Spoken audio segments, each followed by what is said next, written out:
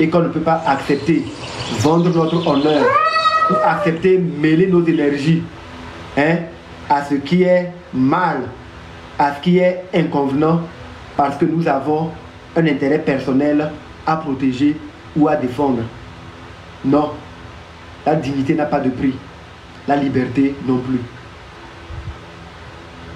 La dignité n'a pas de prix et la liberté non plus. Nous ne sommes pas dépositaires du pouvoir public. Nous ne sommes pas dépositaires du pouvoir de l'État. Nous n'incarnons pas des postes de haute fonctionnalité pour nous servir de nos prérogatives, pour malmener ou mépriser les autres. Non. Non.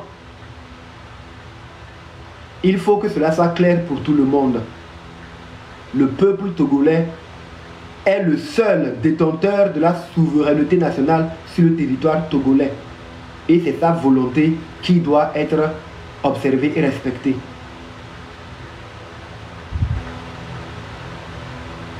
Respectée. Curieusement, je vous avais dit que pendant que on me disait d'aller pour voir les oncles du village pour connaître le problème en famille, il y avait 4 officiers qui étaient là et je n'avais reconnu qu'une seule personne. Pendant que j'étais interné, pendant qu'on m'interdisait l'accès à mes parents, pendant qu'on leur interdisait d'avoir accès à moi, il y avait une personne qui avait la latitude d'aller et venir me voir pour me travailler, pour me faire revenir à de meilleurs sentiments. Et c'est la fille du colonel Rojo. Elle aussi, elle est de la médecine militaire. Elle est collègue du professeur, lieutenant-colonel Salifou Issifou, qui était mon médecin, mon psychiatre qui me suivait. Donc c'est elle qui venait me parler et qui m'alertait que pendant que j'étais interné, il y avait des mouvements qui se préparaient dehors.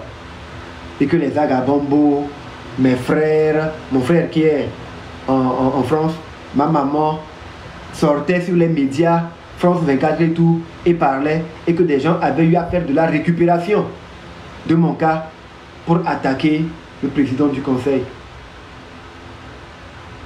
Elle me disait que j'ai mis ma famille en danger. Et même qu'après mon arrestation, ma fille a dû faire une vidéo où elle a tapé sur la table, elle a tenu des propos graves contre le chef de l'État.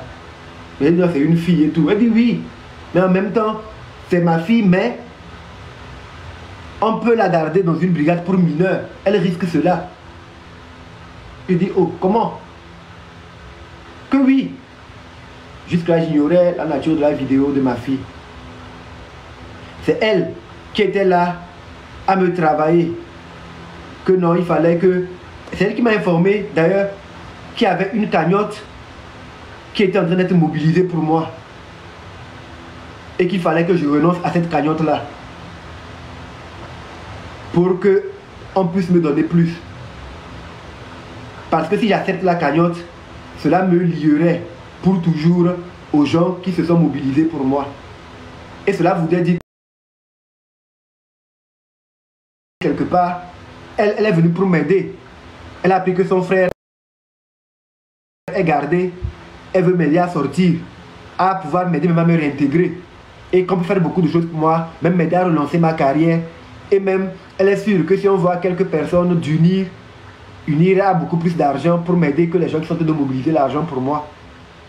Et c'est mieux que ce soit unir qui m'aide que j'aille du côté de l'opposition. Je dis non, moi je ne suis pas de l'opposition. Je suis artiste et je suis du peuple. Que oui, mais il y a de la récupération.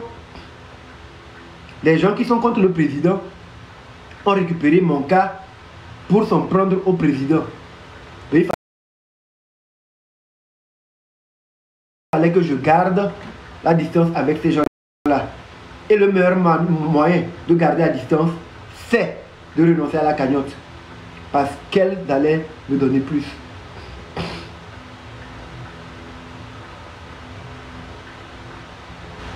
On pouvait me faire sortir, je vais présenter. J'ai dit non, ok, comme même ma fille a fait des vidéos et tout, je vais faire des vidéos d'excuses. Mais qu'on me libère, que je rentre chez moi, parce que moi je peux porter peine pour torture. Je veux prendre un avocat, mais pour apaiser les choses, qu'on me libère. Je rentre chez moi, je reviens dans ma chaise ici, je réunis mes enfants, on va faire une vidéo pour présenter les excuses au président. Parce que c'est elle qui m'a informé que ma maman a fait une vidéo, elle a demandé aux femmes de militaires de sortir, que comme ils ont peur à leur mari, elle a fait des vidéos et après elle a dû faire une vidéo pour s'excuser. C'est à ma sortie que j'ai vu qu'il y avait une forte pression exercée sur ma maman, de par la famille et tout. Des pressions intenses.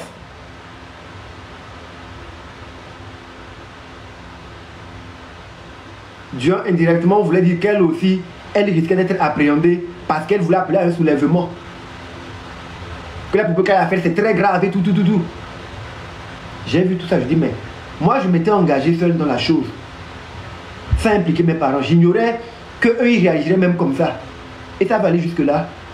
Non, moi je vais essayer de calmer les choses. Mais qu'on me laisse rentrer chez moi et je vais travailler à apaiser les choses, présenter mes excuses. Puisque c'est pour les insultes qu'on m'attaque. Donc je vais présenter mes excuses pour les insultes.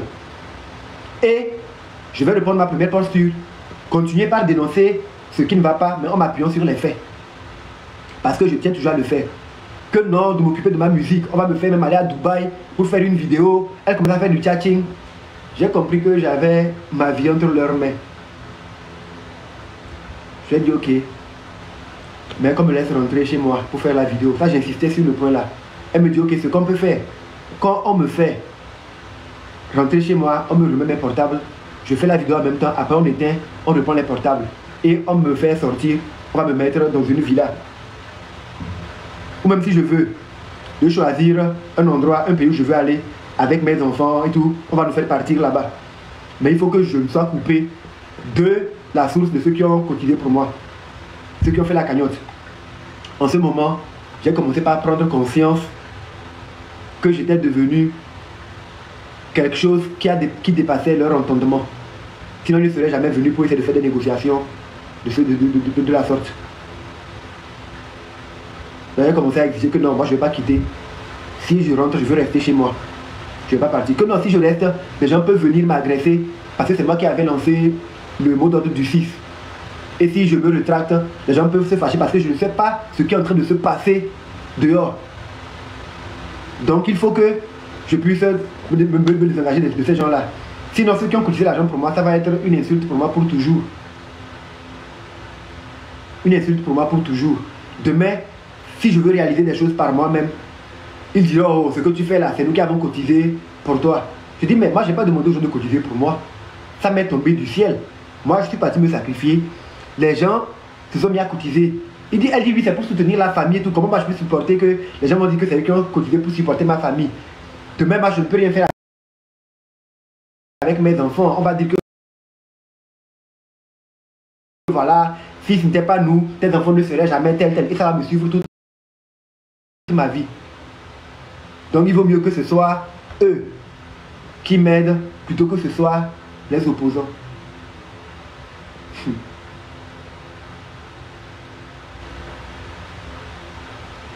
J'ai insisté à faire la vidéo en étant chez moi à la maison. Et ils ont compris que si je veux rester chez moi à la maison, c'est dangereux parce que si jamais on me sort et je prends confiance du niveau de popularité que j'avais atteint, je serais encouragé à continuer dans la droite ligne de ce que je faisais avant d'être interpellé. Et je deviendrais un danger permanent pour eux. Mais il fallait que je sois coupé de toutes les informations, que je renonce, que même je fasse la vidéo d'excuses avant de me rendre compte du niveau où le peuple m'avait placé. J'ai dit, mais si je dois renoncer à la cagnotte, il faut que je parle avec Zaga et que je parle à mon frère pour savoir dans quelle logique les gens ont fait la cagnotte, que je sache c'est combien la cagnotte. Et là, j'ai fait la ruse. Vous dites que vous me proposez plus, mais je ne sais pas combien fait la cagnotte. Si tu me fais renoncer à plus et tu me proposes moins, j'aurais perdu. Alors que de tes propres mots, tu as dit que les gens ont cotisé pour mettre ma famille à l'abri. Ma famille va dire que mais je suis bête de leur envoyer moins alors que les gens ont cotisé plus. Que non, il faut que je fasse les vidéos d'excuses avant de parler à Zaga et parler à mon frère. Là, j'ai dit que non. Là, je suis en position de force. Sinon, ça ne se passerait pas comme ça. Ça, c'était aux alentours du 4, du 3 et du 4. Mais bien avant cela, quand la pression montait, et pendant que je l'ignorais, c'est le 2 juin qu'ils ont autorisé mes parents à venir me voir. Mon papa est venu avec ma maman. Et ils m'ont rendu compte qu'ils ont été appelés par le procureur. Parce que quand ça chauffait, le médecin m'a fait savoir que lui, il ne m'a pas interné de sa propre volonté. Mais actuellement, on est en train d'afficher la photo du directeur des gens du centre et tout. Alors que c'est le procureur qui a pris une réquisition pour qu'il m'interne. Que c'est sur réquisition du procureur qu'il m'a fait interner. C'est longtemps après, j'ai su en fait que non, le procureur a joué son rôle. J'ai été arrêté sans mandat, sans qu'il n'ait été consulté. Il n'y avait pas de dossier. J'ai été interné sans qu'il ne soit informé. Il n'y avait pas de dossier. Mais quand ça a commencé à chauffer, on pose des questions. Qui l'a fait interner, pour quel motif et tout. C'est en ce temps qu'ils ont envoyé un dossier au procureur. Pour que lui, il puisse demander que je sois jugé et tout. Parce que je suis déjà interné. Le procureur a dit, mais c'est quoi son état médical?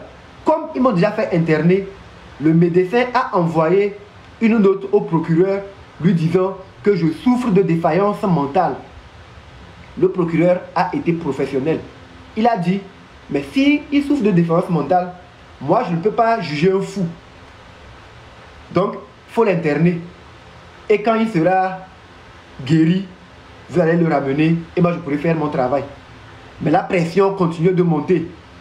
La famille proche mettait la pression sur mon papa et ma maman pour qu'ils se calment, que genre c'est eux qui m'ont interné. On m'a dit niet. Elle n'a pas interné son fils. Quand son fils quittait la maison, il était en bonne santé.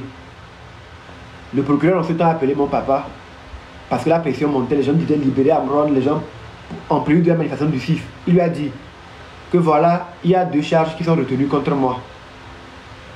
Je reviendrai plus tard sur ça. La première, c'est que j'ai insulté le chef de l'État. Et la seconde, c'est parce que j'avais associé mes enfants. Donc c'était une sorte de détournement de mineurs. Et je les ai fait participer à des actions où on a insulté les gens et tout. Et que c'est grave. Parce que les enfants appartiennent à la République. Et je les ai fait faire des choses dont ils n'étaient pas conscients. Donc, ça c'est les 2 charges, les 2 chefs d'accusation qui sont retenus contre moi. Mais, lui ne peut pas juger un fou. Donc, m'a mis au niveau de l'hôpital psychiatrique de ZB. Maintenant, mes parents ont le choix entre m'enlever du centre psychiatrique de ZB et m'envoyer dans un autre centre, mais à leurs frais. Soit me laisser dans le centre psychiatrique de ZB, mais c'est à la charge de l'État. L'État va poursuivre son traitement. Donc, quand ils sont venus, mes parents ont dit, ils ont parlé avec moi, et on a dit non. Ma maman m'a demandé si on m'a injecté vraiment. J'ai dit oui. Il dit ok. Dans ce cas, elle ne sait pas ce qu'on m'a injecté. Elle ne peut pas demander qu'elle va me prendre et on va m'emmener dans un autre centre psychiatrique. On ne sait pas ce qu'ils m'ont fait. Donc ils n'ont qu'à continuer leur travail. Papa dit non, lui il a confiance en eux. Il a confiance en l'État. Donc ils n'ont qu'à poursuivre leur travail. Et le procureur a dit que quand je serai soigné, en ce temps, je pourrai revenir répondre des charges qui sont retenues contre moi. Quand je vais retrouver mes états. Donc, en ce temps, il fallait en ce moment que mes parents signent un document attestant que c'est eux qui ont décidé que je sois gardé à ZB. C'était le 2 juin. Donc ça devient une demande d'hospitalisation à la demande du tiers. C'est-à-dire que ce sont les parents même qui ont amené leur fils pour qu'il soit interné. Et qu'on a rempli le document, le professeur a exigé qu'on mette le 27. Mais, comme si depuis qu'on m'a pris pour m'emmener là-bas, c'est mes parents eux-mêmes qui m'ont emmené. Or, de ce jour jusqu'à ma libération, les gardes étaient toujours devant ma porte. Pourtant, ce sont mes parents qui m'ont emmené 17 ans. J'ai demandé, quand ce sont les parents qui amènent un patient à l'hôpital, ça veut dire que les patients ont le droit d'avoir leurs parents au téléphone quand ils le veulent. Oui. Mais pourquoi, quand moi je veux parler à mes parents, il faut que le professeur appelle la fille du colonel Rousseau? Et c'est elle qui doit dire si oui ou non je dois parler à mes parents. Je comprenais, je commençais à voir que l'affaire n'est pas claire. Pourquoi elle ne veut pas que je sois en communication avec mes parents? Mais elle pouvait venir me voir quand elle voulait. Elle pouvait me parler quand elle voulait sur le portable du professeur.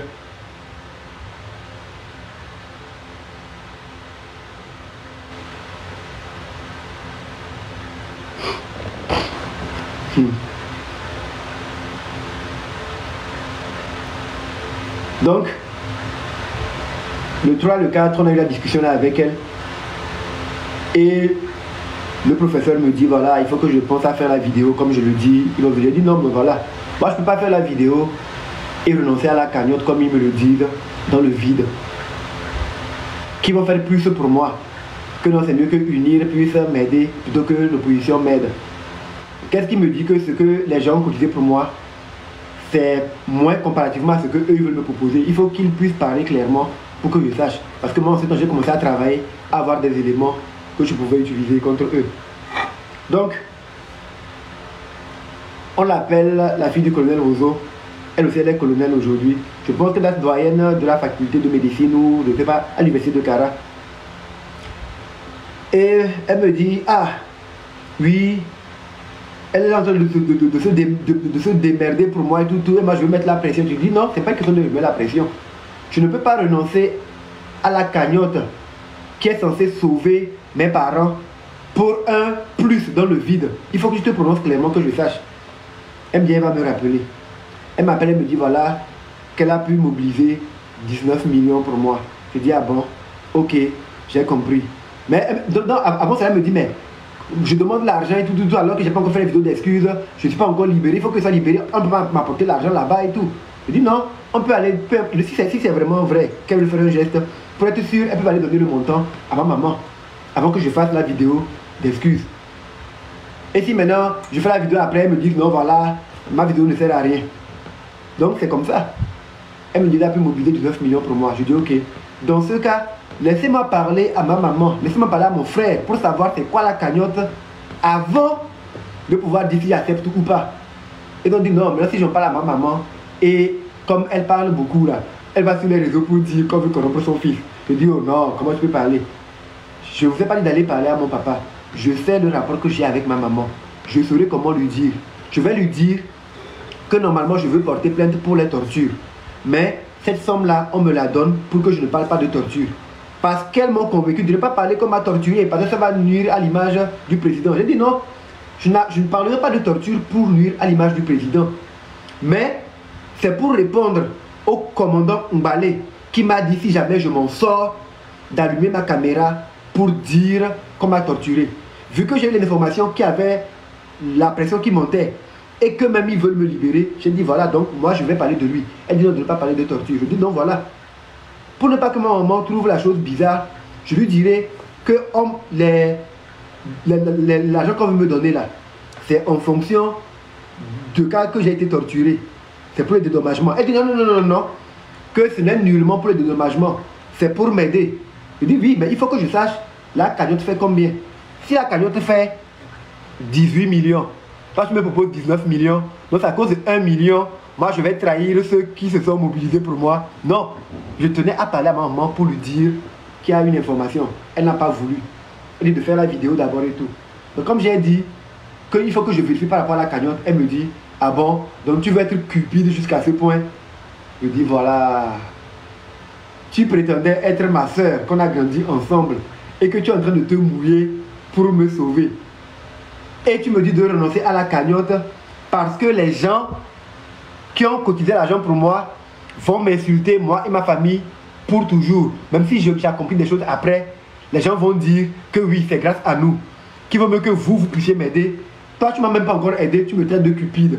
Donc, en vérité, tu veux me faire porter l'étiquette de traître à la lutte, comme vous avez l'habitude de le faire. Donc, voici ce qu'on va faire. Je vous ai bien dit que si je ne rentre pas chez moi avant de faire la vidéo que je vais faire là, ça va se retourner contre vous. Parce que vous êtes en train de manipuler mes énergies. Ce n'est pas dans ces conditions-là que je fais la vidéo. Mais tu insistes que je fasse la vidéo ici. Parce que selon toi, les gens savent déjà que je suis ATB, donc de le faire. Or, moi j'ai compris indirectement qu'elle voulait que je fasse la vidéo pour casser la mobilisation du 6.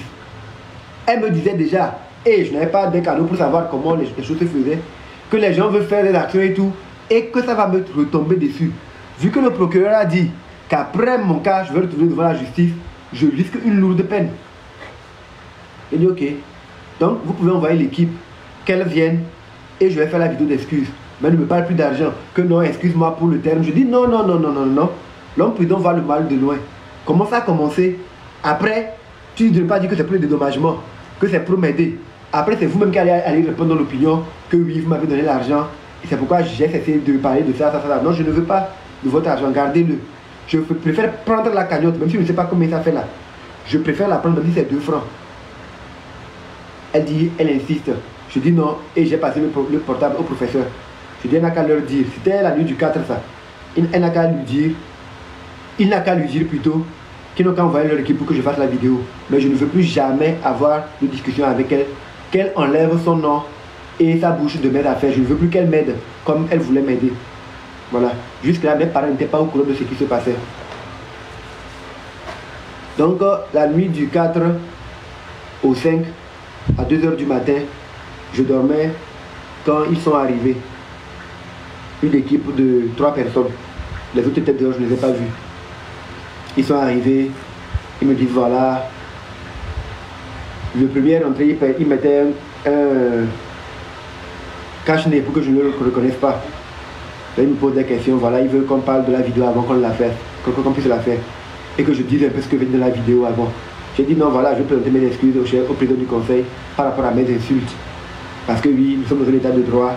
Et normalement, quand un citoyen insulte, ce que je disais qu'on m'avait interpellé, j'ai redit ça. Quand tu insultes, tu dois répondre de tes actes. Donc le fait que j'ai insulté, c'est mauvais. Donc je vais présenter mes excuses pour les insultes. C'est important parce qu'on m'a dit que ma fille aussi a insulté. Donc c'est pas un bon exemple. Et je veux protéger ma fille. Donc j'ai fait la vidéo. Est-ce que je fais la vidéo là sous une menace? Je dis non, c'est moi-même je veux la faire. Donc c'est j'ai déjà préparé mon discours, je savais ce que je dirais. Et si vous me suivez, ma vidéo, au-delà de Be a Brave Being, j'ai bien dit, le Togo est un état de droit et nul n'est censé être au-dessus des lois. La loi est dure, mais c'est la loi. Cela veut dire que, moi je veux me baser pour ça, pour dire, moi, j'ai fait une mauvaise chose. J'ai été un déviant. Je suis en train de le payer. C'est normal. Toutes les personnes qui ont détourné de l'argent, qui sont citées dans les différents rapports, doivent répondre aussi de leurs actes. Parce que la loi est dure, mais c'est la loi et nul n'est censé être au-dessus de la loi. J'ai préparé la vidéo. Ils ont pris leur caméra pour filmer. Et après, ils voulaient que je puisse mettre la vidéo sur mon compte.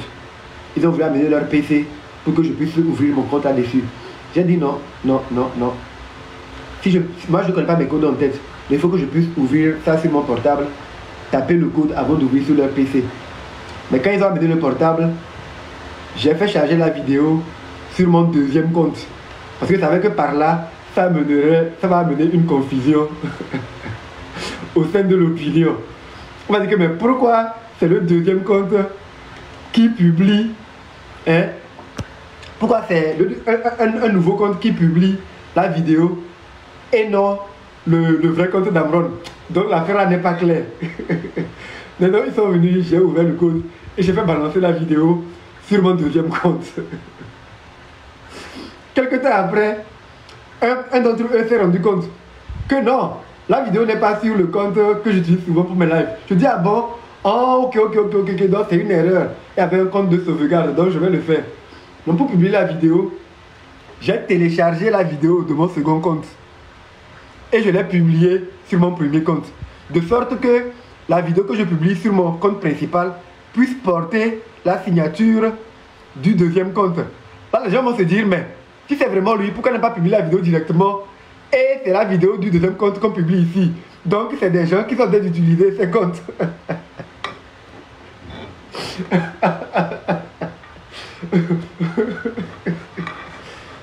Putain. Je savais que les gens allaient déchiffrer d'un moment que ça allait créer d'autres polémiques. Il a dit non, voilà, je vous ai bien dit que la vidéo va se retourner contre vous. Vous ne m'avez pas écouté. Donc maintenant, j'ai fait ce que vous avez voulu. Vous avez exigé que je fasse les excuses ici. Alors que ce n'est pas ce que moi je voulais. Donc vous avez votre vidéo. Il dit ok, donc voilà, c'est bon. Donc ils espèrent que à ma sortie, parce que normalement j'étais censé sortir le 7. Après là, maintenant le 6, j'allais sortir le 7. À ma sortie, mes actions vont aller dans la droite ligne des excuses que j'ai présentées. Je dis oh, bien sûr. C'est pour ça que j'ai fait les excuses là comme je les ai faites. Aujourd'hui, ils vont comprendre. Donc je finis maintenant. Et le monsieur prend le sac et il dit voilà, il y avait eu une discussion et on voulait faire un geste pour m'accompagner, pour m'aider. Et il ouvre le sac, il me présente les 5 millions. Qu'à la base on avait dit 19 millions, mais ça a été revu à la hausse, c'est maintenant 25 millions. Sachant déjà ce que j'ai fait avec les vidéos. J'ai dit non, non, non, non, non, non, non, non. Moi je ne veux pas de votre argent, non. Je ne veux pas de votre argent. Je ne veux pas être cupide. Je préfère prendre la cagnotte, c'est mieux. Donc, gardez votre argent. Que non, lui n'est qu'un simple envoyé. Il n'est qu'un simple envoyé. Donc, de prendre, de réfléchir. Je dis non, c'est déjà tout réfléchi là. Moi, je ne veux pas de votre argent. Non. Je ne veux pas de votre argent. Ramenez l'argent à la personne qui vous a remis ça. Et dites que je ne veux pas. Je ne suis pas cupide. Je ne vous ai jamais demandé de l'argent. Donc, j'aimerais éviter que demain, on vienne dire que c'est moi, j'ai demandé de l'argent et on me l'a donné. Non. C'est vous qui êtes venu m'informer qu'il y a une cagnotte. Et vous me demandez de renoncer à la cagnotte. Je refuse. Vous insistez. Et comme j'ai ma vie entre vos mains, je dis, je veux savoir au moins c'est combien la cagnotte avant de faire la comparaison. Et vous me traitez de cupide. Vous avez vendu vos intentions. Vous voulez casser le niveau auquel le public m'a mis.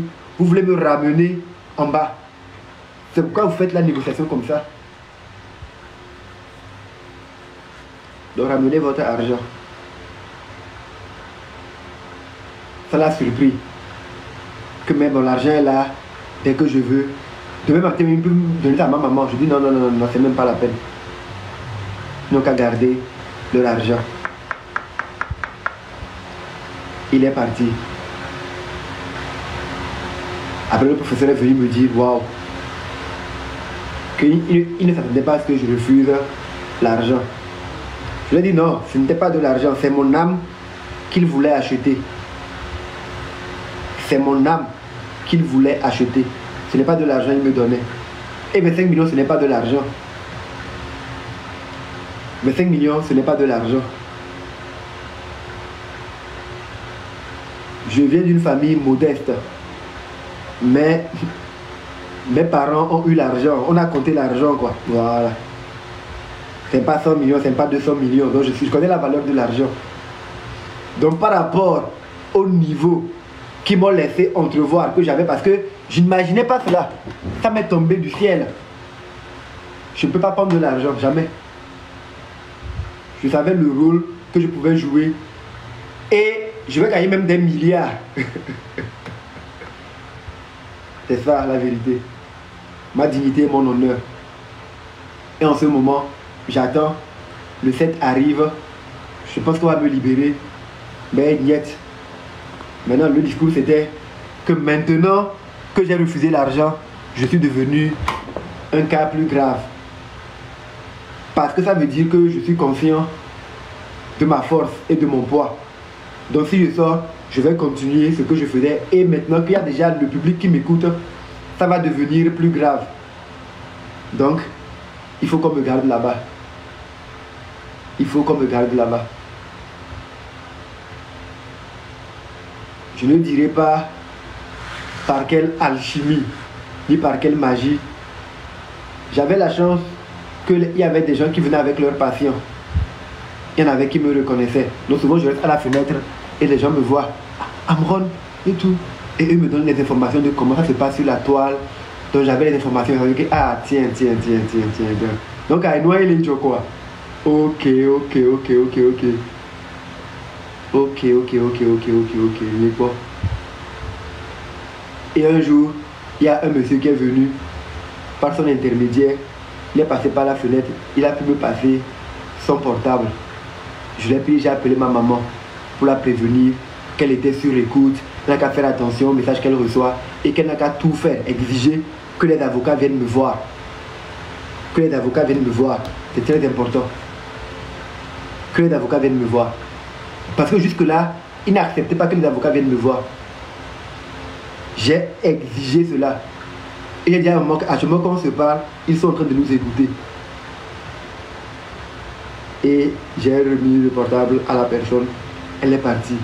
Moins de 30 minutes après, les gens sont arrivés. Ils sont venus pour faire une fouille dans ma cellule. Pour voir si je n'avais pas d'objet compromettant.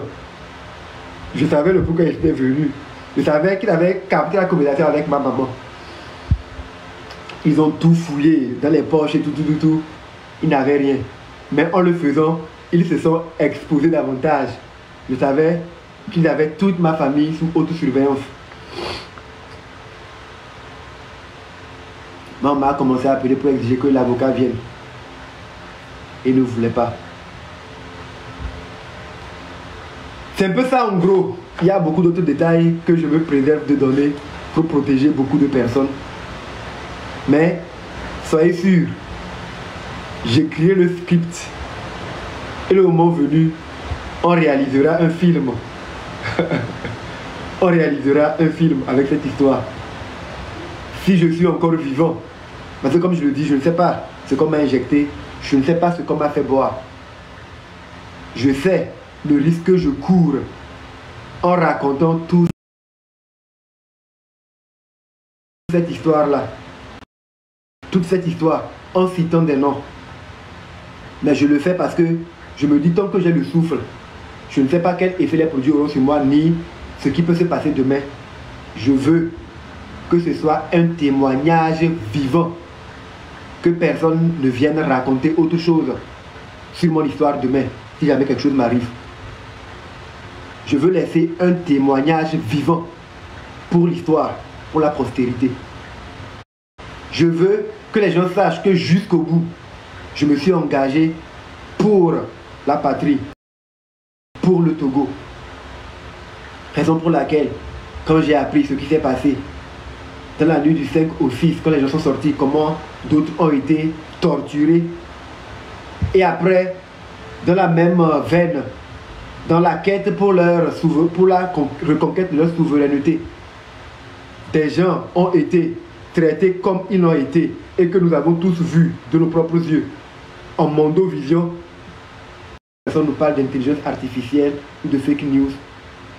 Je dis, je ne pourrais pas parler à la place des gens, mais parce que moi aussi j'ai été une victime de torture. Dorénavant, je veux être l'avocat de cette cause.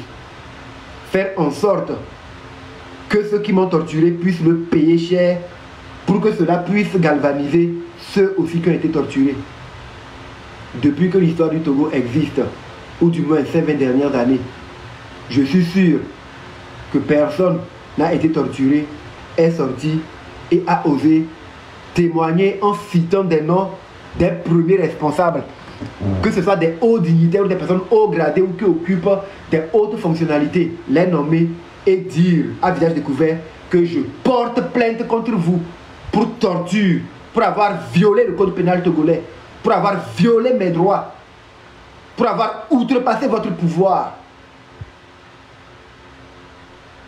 Nulle part sur terre, tous les pays qui ont ratifié la Convention des droits de l'homme ne doivent admettre que la torture puisse s'opérer sur leur territoire et qu'on garde un silence. J'ai cité des noms et pas des moindres. Mes avocats sont sur le coup. Peut-être que cela peut me coûter cher, peut me coûter la vie, mais je ne vais pas fuir mon Togo. Je ne vais pas fuir la terre de mes aïeux. Non, c'est ici que je vais rester. Que ce qui arrive, arrive, mais je réclame justice. Et à ma suite, toutes les personnes qui ont été torturées, si elles ont le nom des personnes qui les ont torturées, qu'elles n'osent pas apporter plainte, nous allons faire de ce Togo un état de droit. Et je le dis encore une fois, les personnes qui nous ont torturés, quand on mettra la main sur elles et qu'elles devront passer devant la justice, nous nous engagerons à faire en sorte que leur intégrité physique soit préservée, qu'elles ne soient jamais torturées, parce que nous sommes d'une intelligence supérieure, nous ne sommes pas des animaux, nous ne sommes pas des... Je ne vais pas insulter, on pourrait encore retenir cela contre moi. Donc c'est ça. Maintenant, j'ai vu tout ce qui est en train de se faire aujourd'hui. J'ai vu les Togolais travailler à revendiquer leurs droits. J'ai vu la justice, le procureur qui a été exemplaire sur mon cas, qui n'a pas tordu le cou du droit, qui n'a pas accepté être mêlé à cette machination, qui a fait son travail de façon professionnelle. Je l'ai vu condamner certaines personnes ou faire condamner certaines personnes par rapport aux actes de vandalisme que ces dernières auraient eu à faire. Je le dis au conditionnel parce que je ne l'ai pas vu de mes propres yeux. Et comme aujourd'hui sur les réseaux sociaux, l'intelligence artificielle invente des choses, je ne peux pas me fier à certaines images que j'ai eu à voir. C'est pourquoi je parle au conditionnel. Donc si ce qu'il dit, c'est la vérité, et il a pu faire condamner des citoyens pour des actes de vandalisme ou des actes de ce qu'eux-mêmes ils qualifient de ce qu'ils disent, il y a des rapports qui sont là et qui indexent fortement des gens qui puissent se saisir rapidement des rapports de l'IGE, des rapports de la Cour des comptes, des rapports de l'ITIE, et faire en sorte que les personnes qui sont mises en cause pour avoir détourné, l'argent de l'État, notre argent à nous, qui ont détourné l'argent des routes, l'argent dans des projets, les personnes qui s'accaparent les ressources du pays, quand on exploite ou on extrait les matières premières, ces personnes détournent leur argent, que le procureur puisse faire preuve de diligence, de professionnalisme et les indexer. Parce que c'est très important. La loi est dure, mais c'est la loi. Et nul ne peut, qu'importe son rang social, qu'importe le cercle auquel il appartient, nul ne peut être au-dessus de la loi. Nul, personne. Le peuple togolais est le seul détenteur de la souveraineté nationale. C'est la vérité. Cela était le cas hier, cela est le cas aujourd'hui, et cela sera le cas demain et dans l'éternité. Ça ne changera pas. Entre-temps, on peut fustiger